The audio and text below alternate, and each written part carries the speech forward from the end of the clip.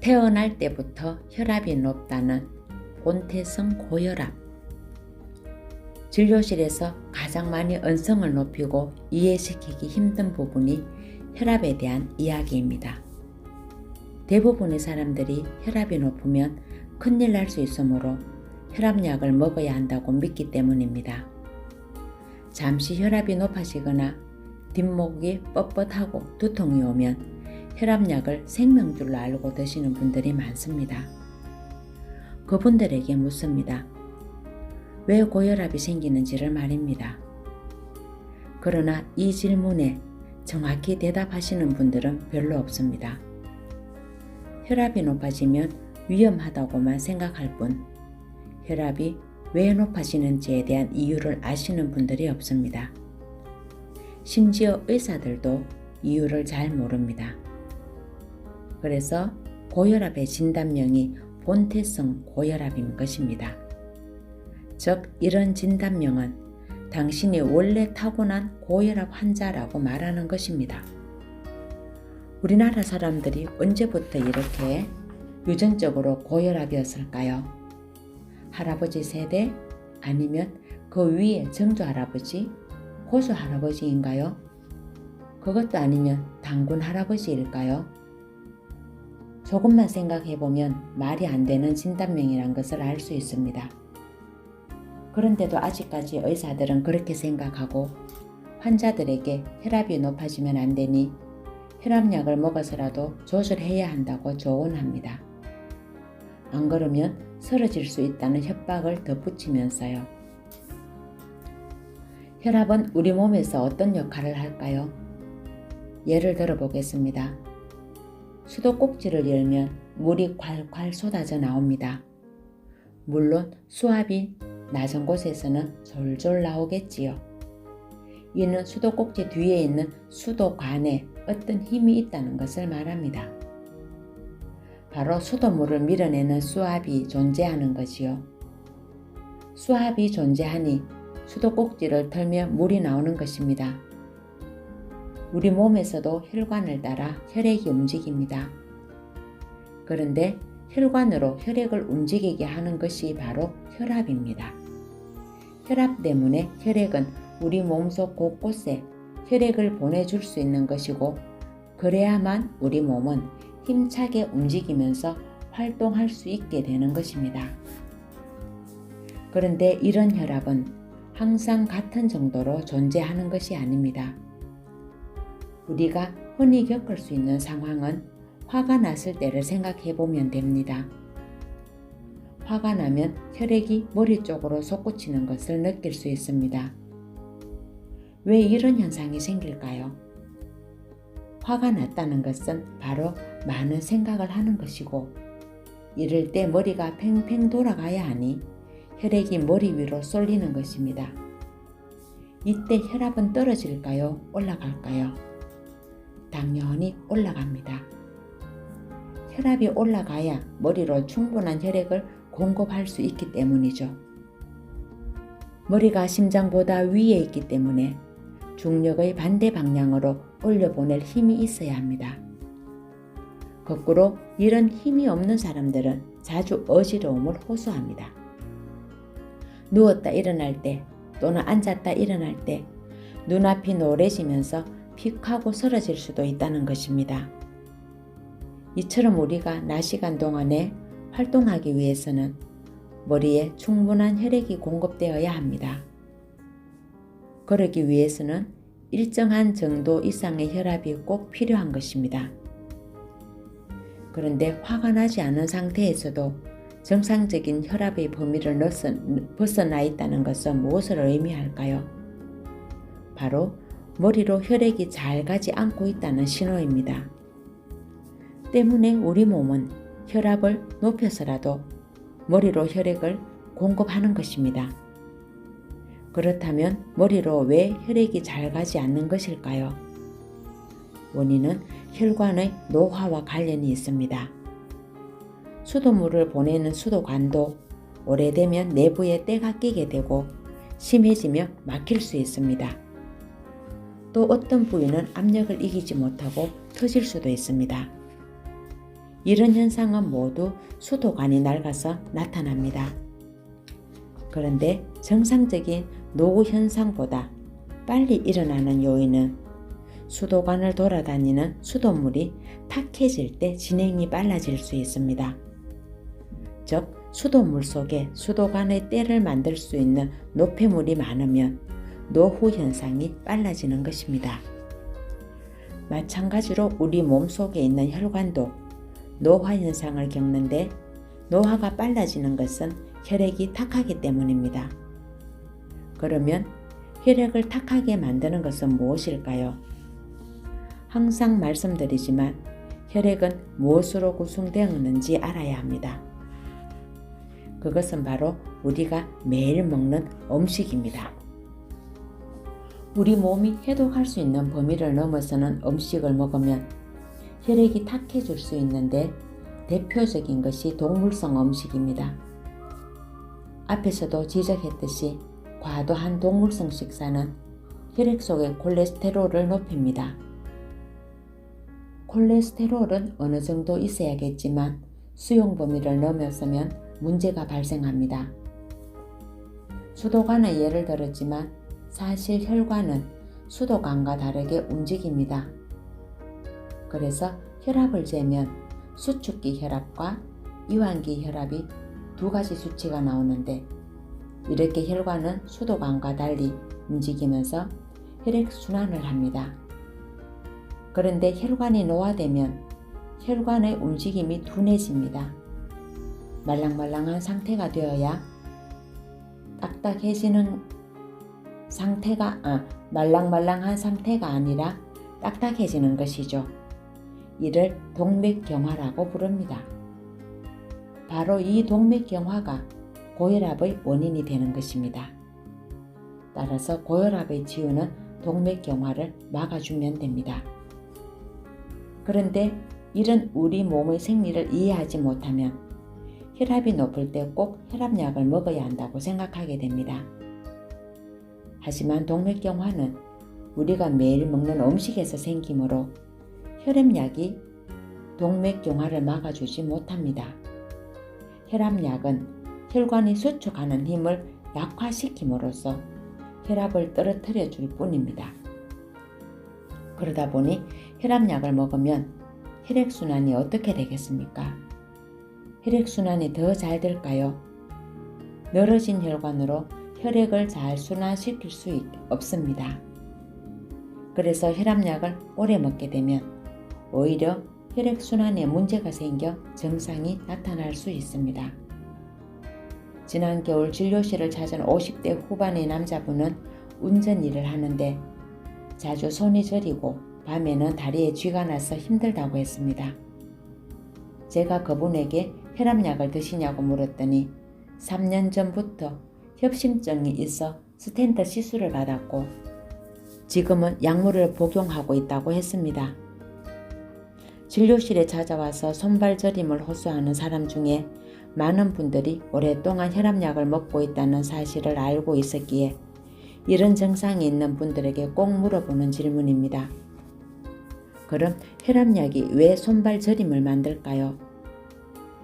우리 몸에서 손발을 움직인다는 것은 그곳까지 혈액이 가야 가능한 일입니다. 추운 곳에 갔을 때 손가락이 굳어버리는 이유는 손이 차가워지면서 일시적으로 혈액이 없기 때문이죠. 이처럼 우리가 일상생활을 하면서 손발을 움직여야 하는데 혈압약은 혈관의 움직임을 방해하게 됩니다. 그러니 혈압이 떨어져도 상대적으로 손끝 발끝으로 혈액이 잘 가지 않게 됩니다. 그때 우리 몸은 혈관을 확장시키려고 노력합니다. 그래야 움직일 수 있기 때문이죠.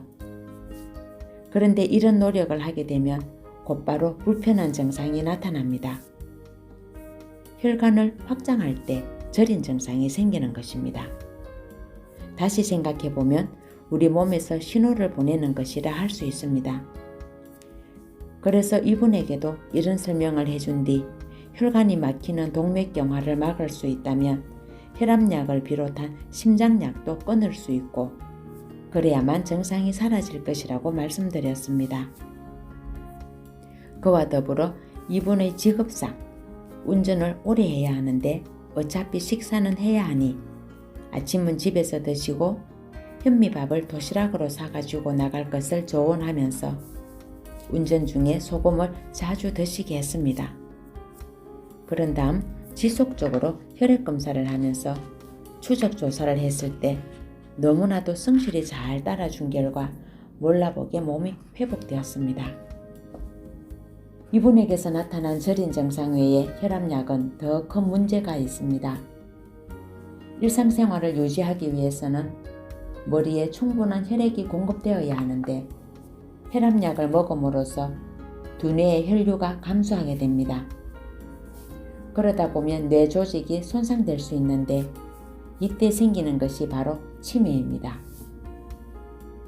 기억이 가물가물해지다가 결국 자신이 누구인지도 모른 채 생을 마무리해야 되는 사태가 벌어집니다. 치매는 사회적으로, 가정적으로, 개인적으로 큰 문제가 아닐 수 없습니다. 그런데 고혈압 환자가 늘어나면서 치매 환자도 늘어나는 것은 우연이 아닐 것입니다. 머리에 혈액을 보낼 만큼 충분한 혈압을 확보하지 못하면 뇌 조직은 손상을 받게 되고 심한 경우 혈관성 치매로 발전하는 것입니다. 혈압약을 먹어봐야 득될 것이 없습니다. 혈압이 비정상적으로 높다는 것은 혈관이 노화되고 있다는 증거이므로 혈관이 젊어질 수 있도록 생활 습관을 바꾸는 것이 건강하게 오래 사는 비결입니다. 온몸을 망가뜨리는 당뇨 합병증. 최근 당뇨병이 전염병 수준으로 번지고 있다는 기사를 보았습니다. 그만큼 우리나라 사람들의 식생활이 바뀌었다는 방증입니다. 그러다 보니 가정마다 혈당을 체크하는 의료기가 하나씩 있을 정도이고 병원에 오며 가며 혈당을 측정하는 분들이 늘어나고 있습니다. 저희 병원을 이용하는 분들 중에도 단연 당뇨병을 앓는 분들이 많습니다.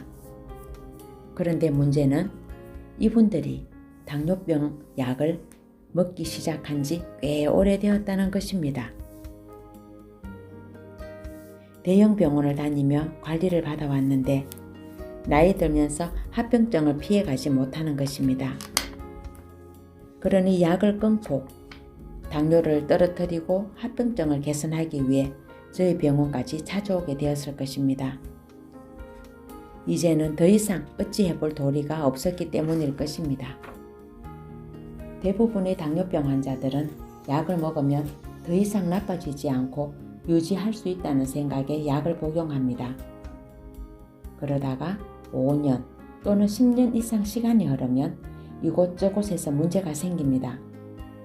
바로 당뇨 합병증이죠.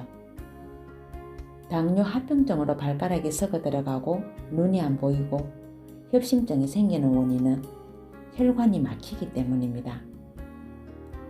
앞서 말씀드린 고혈압의 원인과 같은 동맥경화가 심해지는 것입니다. 그래서 혈액순환이 제대로 안 될 때 막힌 혈관의 뒤쪽 조직은 손상을 받는 것이죠. 그렇다면 고혈압과 당뇨병은 다른 병일까요? 저는 그렇지 않다고 생각합니다. 두 가지 질병 모두 혈관에 문제가 생겨 나타나는 것 아닐까요? 혈압약을 7, 8년 정도 복용하는 분들은 혈액검사에서 지방이 높게 나오는 고지혈증 진단을 받고 고지혈약까지 먹다가 몇 년 뒤 당뇨병 판정을 받는 경우가 많습니다. 그러다 보니 약은 어느새 한 주먹이 되어버립니다. 고혈압으로 심장내과에 가서 약을 받고 당뇨병으로 내분비내과에 가서 약을 받으니 약봉지가 늘기 시작하는 것이죠. 또 이때쯤 되면 하나둘 문제가 생깁니다. 눈이 침침해 안과에서 약을 받고 전립선에 문제가 생겨 비뇨기과 약을 받고 신장에 문제가 생겨 신장내과에서 약을 먹는 일이 생기는 것입니다. 그런데 이렇게 많은 약을 먹으면 건강해질까요? 약의 종류는 자꾸 늘어가는데 몸에서 힘이 날까요? 전혀 그렇지 않습니다. 약은 많지만 먹으면 먹을수록 어딘가에서는 또 다른 문제가 발생합니다. 왜냐하면 고혈압과 당뇨병과 고지혈증은 다 같은 병이기 때문입니다. 잘못된 식생활에서 기인한 질병으로 식생활 습관을 먼저 고쳐 혈액이 맑아지고 힘이 생기면 다 해결되는 문제인데 임시 방편으로 혈압만 낮추고 혈당만 낮추게 하는 약은 절대 해법이 되지 못합니다. 당뇨병이 생기는 기전에 대해 간단히 설명을 드리겠습니다. 당뇨병이 왜 생기는지를 물어보면 대부분 인슐린이 부족해서라고 대답합니다. 그러나 당뇨 환자들의 혈액 검사를 통해 인슐린 분비 능력을 측정해보면 대다수 정상적이거나 더 높게 나오는 것을 볼 수 있습니다. 간혹 적게 나오는 경우도 있는데 이런 분들은 인슐린 주사를 맞는 경우가 많습니다. 다시 말하면 인슐린이 부족하다고 여겨 외부에서 인슐린을 넣어주니 우리 몸에서 인슐린 분비 능력이 퇴화되기 때문이라고 생각합니다. 때문에 인슐린은 절대 쓰지 말아야 합니다. 우리 몸의 능력을 망가뜨리기 때문입니다. 그러면 인슐린이 정상적으로 분비되는데도 왜 혈당이 높아질까요? 이에 대한 대답은 인슐린 저항성이라고 불리는 것에 있습니다. 혈당은 우리 몸의 세포에서 쓰이는 에너지원입니다. 이 혈당이 세포 속으로 들어가서 세포가 설 수 있어야만 힘이 나고 일을 할 수 있는데 혈당은 세포 속으로 혼자 들어가지 못합니다. 세포막을 통과해 들어갈 때 길을 안내하는 물질이 바로 인슐린입니다. 그런데 어찌된 일인지 세포막을 통과해서 들어가는 길이 막혀 있는 것입니다. 세포 밖에는 혈당도 충분하고 인슐린도 충분한데 막상 세포는 굶주리는 현상이 벌어지는 것입니다. 그러다 보니 세포는 혈당을 달라고 아우성치게 되고 이 신호를 받은 우리 몸에서는 더 많은 혈당을 만들어 혈액 속으로 보내주면서 췌장에서도 인슐린을 더 많이 분비하게 됩니다. 그런데도 세포가 혈당을 쓰지 못하고 손상을 입어 노화가 빨라지게 되는 것이 당뇨병입니다. 그럼 왜 세포 속으로 혈당이 들어가지 못하는 걸까요? 이유는 세포 속으로 들어가는 길목을 노폐물이 막고 있기 때문입니다. 따라서 당뇨병의 원인은 인슐린 부족이 아니라 노폐물 때문입니다. 이런 노폐물이 많이 생기는 식사를 해왔기 때문에 발생하는 것이 당뇨병의 기전입니다. 그래서 올바른 식사를 하게 되면 당뇨병이 사라질 뿐 아니라 당뇨로 인한 합병증도 개선되는 것입니다. 그럼에도 수많은 당뇨 환자들이 약으로 인슐린으로 혈당만 조절하려 애쓰고 있습니다. 혈당은 안정되고 떨어져 있을지 몰라도 당뇨 합병증이 진행되는 이유는 이런 노폐물들로 인해 혈관이 막히고 세포가 노화되면서 생기기 때문입니다. 지금 이 시간에도 당뇨병을 완치하는 약은 세상 어디에도 없습니다. 아침마다 신문을 보면 당뇨병에 특효 있다는 식품 광고가 하루도 빠짐없이 나옵니다. 마치 그것만 먹으면 당뇨가 없어질 것처럼 선전하고 있습니다. 하지만 그런 식품은 어디에도 없습니다. 나의 식생활 습관이 당뇨의 원인이므로 생각을 바꾸고 식습관을 바꾸는 것이야말로 유일한 치유법입니다. 특히 당뇨병을 앓고 있는 환자분들의 식사를 보면 부드럽고 달콤한 음식을 좋아하는 것을 알 수 있습니다. 부드러운 음식은 잘 씹지 않는다는 증거이고 단 것을 좋아한다는 것은 그만큼 잘 안 씹기 때문에 소화를 못 시켜 힘이 없으니 혈당을 빨리 높이려는 음식을 선호한다는 것을 보여줍니다.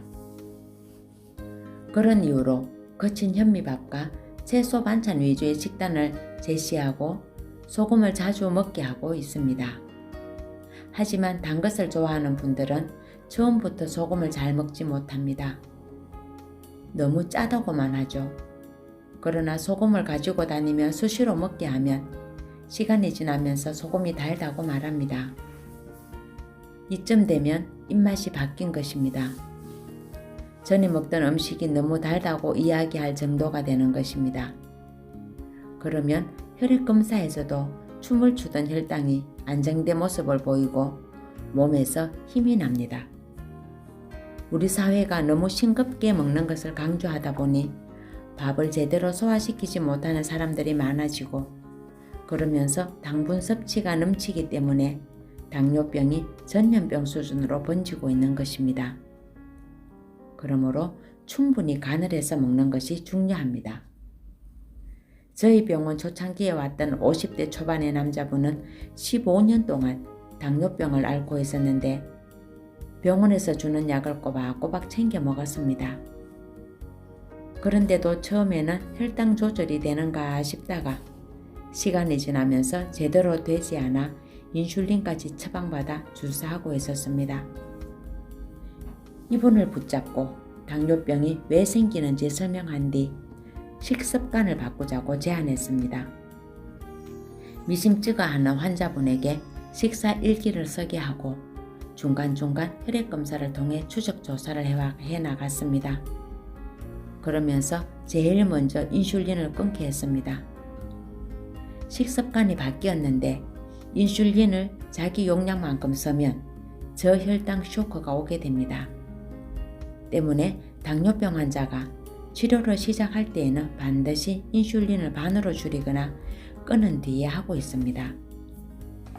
인슐린을 끊어야 하는 이유는 우리 몸에 있는 췌장에서 인슐린 분비가 적다고 외부에서 인슐린을 넣어주면 우리 몸의 췌장에서 분비하는 능력이 퇴화되기 때문입니다.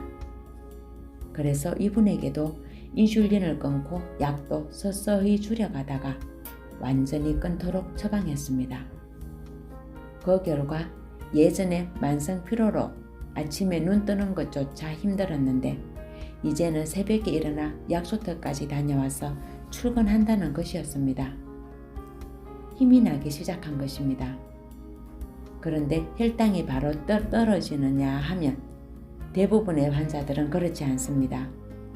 혈당이 오르는 것을 약으로 눌려놨기 때문에 약을 끊으면 처음엔 상당히 올라갈 수 있습니다. 그런데 재미있는 현상은 혈당이 상승했는데 환자 본인의 컨디션은 좋아졌다는 사실입니다. 우리 몸이 필요로 하는 만큼 혈당을 올렸기 때문이라고 생각합니다. 결국 올바른 식사를 하면서 우리 몸의 조절 능력을 믿어야 합니다. 매일 아침마다 또는 식사 후마다 혈당을 재며 일희일비하지 말고 몸을 바꾸기 위해 차분히 노력하면 우리 몸은 자기도 모르게 건강해집니다. 이분은 약을 끊고 식습관을 바꾸면서 몸이 나아지는 것을 경험한 뒤에 이렇게 말하더군요. 지금까지 약 먹은 것이 억울하다고 말입니다. 감사합니다.